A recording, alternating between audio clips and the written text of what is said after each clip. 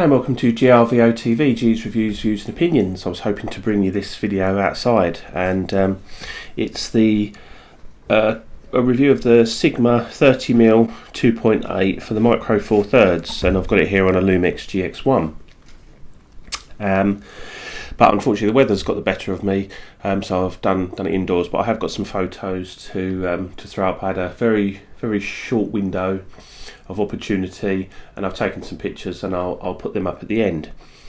The pictures I took are predominantly at f2.8 and a couple of f4.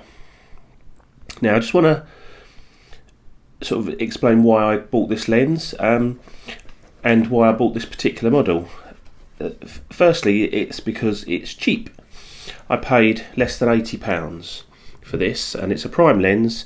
It's a 30mm 2.8. Now on the Micro Four Thirds that works out at 60mm 35mm equivalent, so I thought that's quite a nice lens, quite versatile, and I basically wanted a lens that would work in low light, and yeah, if I could afford it, the Olympus 45 1.8, something like that would be better. I didn't want to go wide angle like the 20mm, which I think they're doing like 1.7s. I didn't want to go that wide. So for me, for the price, this is quite a good option.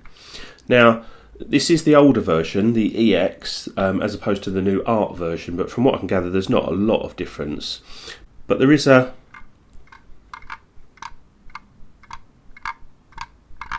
clonking noise inside the lens, but when you read the instructions, that's perfectly normal. That's something to do with the autofocus. So overall feel of it, it's got a nice metal mount on the rear. The rest of it is pretty much plastic. Very small piece of glass in the front for a 2.8, which is unusual, but it seems to work. No lens hood with this one, but it's got a 46mm thread, so I've ordered myself a little lens hood off the internet for a couple of quid, just a 46mm screw-in one, which I'll probably leave on there. You get a nice little pinch cap which goes in there, and as it appears with the majority of Sigmas, just put that back on there, you get in the box a dinky little case, so which, to be honest, for me always stays in the box, goes upstairs, and I never actually use the cases. So just to compare the size, I've got here the 14-42 kit lens. Now it's about, let's just pop it's not much, it's a little bit bigger than the 14-42 kit lens. Yeah, there's not a great deal in it, to be fair, and that's the 45-150. So as I'm happy with the construction, it's a nice focal length for me. I enjoy using it. If you want bokeh, and if you think, oh yeah, 2.8, I'll be able to blow out the background, yes, you can do it, but it's not great. And as you'll see in my pictures, the majority of them are f2.8, and there's not really an awful lot of opportunity to blow out the background. If you want to do that, you need a very fast lens, perhaps a 1.7, but then if you go to the 20mm, they're no good really for portraits, if that's what you're using it for. But the bottom line is, because this is Micro Four Thirds and because of the size of the sensor, it's very difficult to get bokeh. I actually find it easier using the 45-150, zoomed out to 150 equivalent 300mm. It's easier to get bokeh on that at f5.6 than it is up to this at 2.8. So there you are. But that's not why I wanted it. I wanted it for its low light performance, and for that, for me, it works really well. On the camera, as you can see, it looks quite nice. Obviously it's not image stabilized. However, when when I upgrade to the new GX7, then it will be image stabilized, because obviously the GX7 has got in-body stabilization. But to be honest, on a lens like that, I'm not really bothered anyway. I have tried it on video, and it's nice and contrasty. It looks good, and you can stabilise it afterwards in post-production.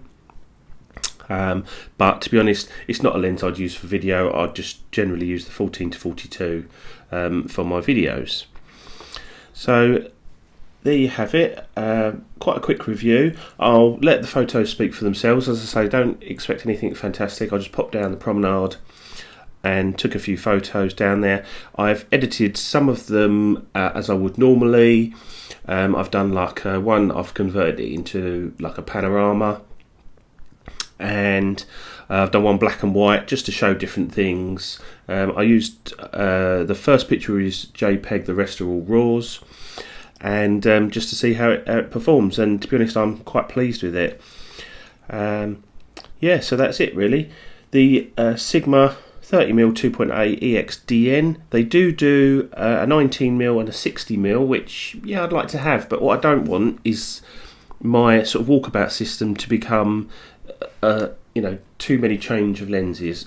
With this system I've got basically my low light lens, my 14-42, which I use as pretty much my video lens, and that's obviously stabilised, 45-150 for close-up stuff, portraits, zoom pictures, whatever. And that's a very similar setup to my full size setup, which is the 70-200 2.8, the 18-200 VR2 Nikon, and then for my low light I've got a 50mm 1.8 as well. So the actual 3 lens setup I really quite like, and I didn't do it deliberately, it's just happened that both my setups have become 3 lens setups with 1 prime lens, 2 zoom lenses, and works absolutely fine. I'm well pleased with it.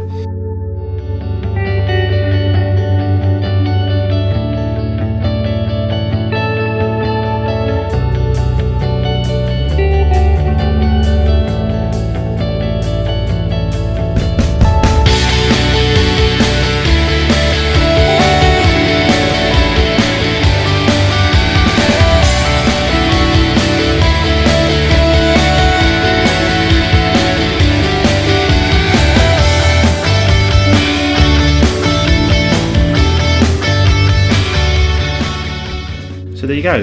This has been GRVOTV, G's Reviews, Views and Opinions. I'll see you soon. Bye.